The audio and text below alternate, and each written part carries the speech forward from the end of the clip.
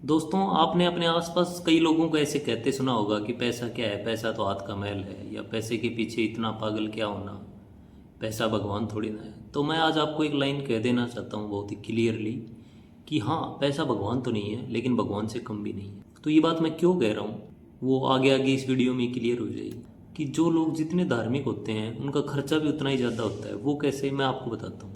अभी हमारे ऑफिस में एक हवन हो रहा था, है ना। तो सभी लोग उसमें शामिल थे, स्टाफ वाले। तो वो हवन, पहले तो ये इंटरेस्टिंग बात है कि वो हवन किस बात के लिए हो रहा था। तो वो हवन इस बात के लिए हो रहा था कि ऑफिस वालों को लगता है कि यहाँ कोई आत्माएं रहती हैं हमारे ऑफिस में, भूत प्रेत का साया है मतलब ऑफिस में, क्योंकि रात को बेल वगैरह बजती हैं इस तरह से। जबकि मैं अश्योर करता हूँ, मैंने फिजिकली देखा है कि जो बेल है वो वायरलेस बेल है, और उसके जो सर्किट है उसके अंदर कोई फॉल्ट हो गया होगा, जो ऑटोमेटिक कई बार बजने लग जाती है। वो मैंने भी पर्सनली फील किया है कि वो बजती है, लेकिन उसमें डरने की कोई बात नहीं है। मैं नज़दीक गया हूँ उसके पास, तो उसके जो सर्किट है उसमें कोई दिक्कत है जिस वजह से वो बजती है।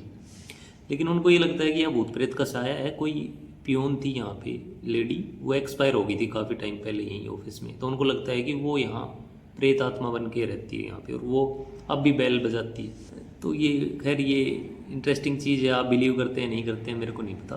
तो इस बात के लिए यज्ञ हो रहा था, और यज्ञ हवन होने के बाद जो आरती लेते हैं, पंडित जी आरती लेके आया, वो सब लोग ऐसे आरती ले रहे थे, ऐसे करके और ऐसे करते ना, और साथ में 100 रुपये, कोई 500 रुपये ऐसे रख रहे थे। तो मेरे पास आई वो यज्ञ की थाली, तो मैंने पैसे नहीं रखे, मैंने ऐसे करके ऐसे कर लिया। तो पंडित जी कहते हैं कि कुछ रखिए इसमें आशीर्वाद के रूप में, ऐसे खाली आशीर्वाद नहीं लेते, कुछ रखना पड़ता है। फिर मैंने आस्ते हुए उसके अंदर 100 रुपये रख दी, और फिर दोबारा से ऐसे किया। वो ठीक है पंडित जी। तो ये चीज़ क्या दर्शाती है, मतलब आप कोई आशीर्वाद भी फ्री में नहीं ले सकते। अगर आपके पास पैसा नहीं है तो इस तरह का कोई आशीर्वाद भी नहीं मिलेगा आपको। इसी तरह कई मंदिरों में वहाँ भी होता है कि चढ़ावा जरूर चढ़ाते हैं, जहाँ भी जाएंगे भगवान जी को 10-5 रुपये जरूर चढ़ाने हैं, जैसे भगवान जी आपके पैसे के भूखे हैं। मतलब हर जगह पैसे का कनेक्शन है। और देखिए, आप कहीं शादी में जाते हैं, वर वधू बैठे हैं, वहाँ आपको शगुन लेके जाना पड़ेगा।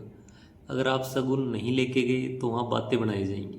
मतलब यहाँ पैसा इंपॉर्टेंट है। आशीर्वाद देना हो वहाँ पे आपको वर वधु में, तो भी लोग, आपने देखा होगा कि पैसे लेके फ़ोटो क्लिक्स करवाते हैं, ताकि अगले को पता लगे जब फोटोग्राफ देखे कि हमने भाई इतने रुपए डाले थे आपके शगुन में। इसी तरह जब बच्चा पैदा होता है तो उसको पहली बार गोद में लेते हैं तो लोग पैसा देते हैं साथ में कि भाई पैसा देना चाहिए। लड़कियां, विशेषकर जब भी लड़कियां कहीं आती जाती हैं तो उनको भी पैसे दिए जाते हैं कि भाई बहन बेटी आई है तो पैसे दो। और जब मौत हो जाती है आपकी तो क्या, कफन आता है, उसमें देसी घी और भी कितनी सामग्री लगती है उसमें, तो पैसे की कितनी ज़रूरत होती है। इसी तरह आपको कोई बीमारी हो जाए, कोई तकलीफ़ हो जाए तो हॉस्पिटल जाओगे, हॉस्पिटल वाले आपके सगे नहीं हैं। आप जब तक बिल पेमेंट नहीं कर देते, एडवांस में पैसा ले लेते हैं, आपका इलाज शुरू नहीं होगा।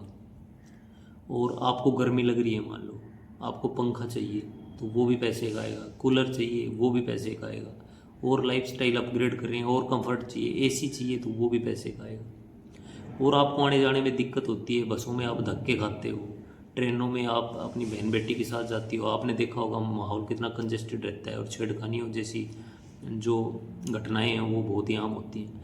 तो अगर आपके पास खुद के पास गाड़ी है, पैसा है, तो आप अपनी फैमिली को सेफली लेके जा सकते हो कहीं भी। तो पैसा यहाँ भी ज़रूरी है। और गाड़ी में पेट्रोल डलवाना है तो वहाँ भी पैसा ज़रूरी है। मतलब पैसे की ज़रूरत कहाँ नहीं है। अगर आपको कोई गंभीर बीमारी हो गई तो संभावना है, अगर आपके पास अच्छे पैसे हैं तो आप बच सकते हैं। हालांकि ये तो गॉड के हाथ में, कहते हैं प्रकृति के हाथ में कि आप कितना जियोगे, लेकिन एक संभावना होती है। लेकिन अगर आपके पास पैसा नहीं है तो आपकी मृत्यु तय हो जाती है किसी गंभीर बीमारी। इसी तरह आपने देखा होगा कि गाँव में मैं ऑब्जर्व करता हूँ, जैसे व्रत रखती हैं महिलाएं, कोई भी, जैसे तिलकुटनी हो गया, सोमवार, मंगलवार, बृहस्पतिवार, हर वार का कोई ना कोई व्रत रहता है। लेकिन तो ये व्रत जब करती हैं, और इवन दीपावली वगैरह को, तो इनकी एक परंपरा चली हुई है कि ये घर पे आएंगी सब एक दूसरे के मोहल्ले में, और जो भी बड़े बुजुर्ग हैं उनसे नाते में उनके पैर छुएंगी, और उनको 10 रुपये देंगी, कोई 20 रुपये देगी, अपनी अपनी हैसियत के हिसाब से कोई 50 रुपये देंगी। तो मैं यहाँ भी ऑब्जर्व करता हूँ, मतलब आशीर्वाद भी आप फ्री में नहीं लेते, लेने वाले भी और देने वाले भी। ये क्या परंपराएं बना रखी हैं, आपको आशीर्वाद लेना है तो आप पैर छूइए, सम्मान से दो बातचीत कीजिए, हालचाल पूछिए, ये सम्मान हुआ। आप पहले तो पैसा देंगे उनको, अपने ससुर जेठ जो भी लगते होंगे, फिर उनके पैर छुएंगे। तो ये कौन सा तरीका आशीर्वाद का रूप में।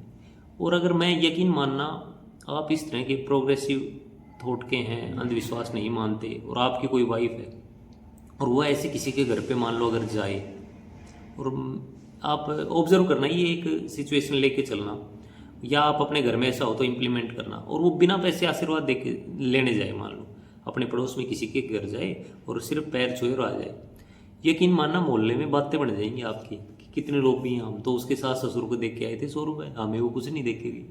मतलब पैसे से ही आशीर्वाद मिलेगा आपको, कितनी विडम्बना है ये। और भी काफ़ी सारे इंसिडेंट हैं, आप कहीं भी जाइए, आप कहीं शगुन, अगर मान लो आप किसी की शादी में गए और वहाँ पे आपने 51,000 का शगुन डाला, 21,000 का शगुन डाला, आपकी इज्जत होगी। आपने 50 रुपये डाले, 100 रुपये डाले, आपकी कोई इज्जत नहीं होगी। इसी तरह आप महंगे गिफ्ट लेके जाते हैं तो भी आमतौर पे जो सोसाइटीज़ में ऐसा होता है कि आपकी रिस्पेक्ट होती है। तो पैसे की इम्पोर्टेंस कहाँ नहीं है, मेरे को ये बताओ। इसी तरह आपके पास अगर पैसा है तो आप अच्छी एजुकेशन ले सकते हो। गरीब आदमी कहाँ, आपने देखा होगा सरकारी स्कूलों में शिक्षा की क्या व्यवस्था है। और अगर उसका दिमाग ही नहीं खुलेगा, शिक्षा अच्छी नहीं मिलेगी, तो जीवन में ये नहीं कहता कुछ नहीं कर पाएगा, लेकिन उसकी संभावना बहुत घट जाती है। क्योंकि आपको छोटी जगह रहोगे, गाँव में छोटे लोग, मजदूरों के लोग रहेंगे, उनकी थिंकिंग क्या होएगी। और बड़े स्कूलों में पढ़ेंगे, रईसों के बच्चे वहाँ पढ़ते होंगे, तो उनका सोचने का तरीका भी अलग होगा, तो वहाँ संभावना है कि आप भी जीवन में कुछ आर्थिक रूप से बड़ा कर पाएँ। तो आपके क्या विचार हैं, कमेंट में ज़रूर बताइए। मैं तो मानता हूँ कि भाई बेशक पैसा भगवान ना हो, लेकिन भगवान से कम भी नहीं है।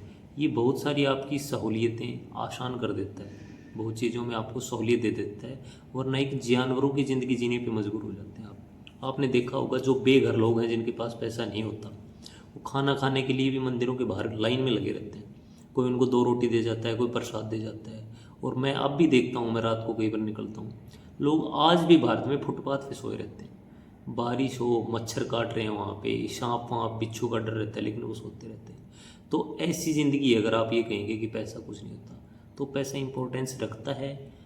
पहली बात तो पैसा कमाना ही बहुत मुश्किल होता है, और अगर आपने कमा लिया तो उसको बचाना और भी ज़्यादा मुश्किल होता है। और बचाने का फ़ायदा ये है कि इससे आपको सेफ्टी महसूस होती है, आप जीवन में छोटे मोटे रिस्क ले सकते हैं। तो पैसे की इज्जत कीजिए, जहाँ संभव हो पैसा ईमानदारी से कमाइए और उसको सेव भी कीजिए। ये इन लोगों की बातों में ना पड़िए कि पैसा हाथ का मैल है और पैसा ऐसे आने जाने की चीज़ें, आँख बंद करके दिखावा में आप खर्च कर रहे हैं, पाखंडों में, अंधविश्वासों में खर्च कर रहे हैं। आपकी राय कमेंट में बताइए, क्या सुझाव हैं। मिलते हैं अगले किसी वीडियो में ऐसे ही अच्छे टॉपिक के साथ, तब तक के लिए नमस्कार। मैं हूं अमित कुमार।